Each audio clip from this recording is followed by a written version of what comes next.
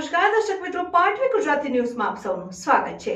સમાચાર આવી રહ્યા છે કે નમસ્કાર દર્શક મિત્રો, આજરોજ આંકલાવ શહેર ખાતે મામલતદાર શ્રી કચેરીમાં મામલતદાર શ્રીનું પાટવી ગુજરાતી ન્યૂઝ ચેનલ દ્વારા સન્માન કાર્યક્રમ રાખવામાં આવેલ છે, જેના માટે બધા પાટવી ટીમના પત્રકારશ્રીઓ ઉપસ્થિત રહ્યા છે।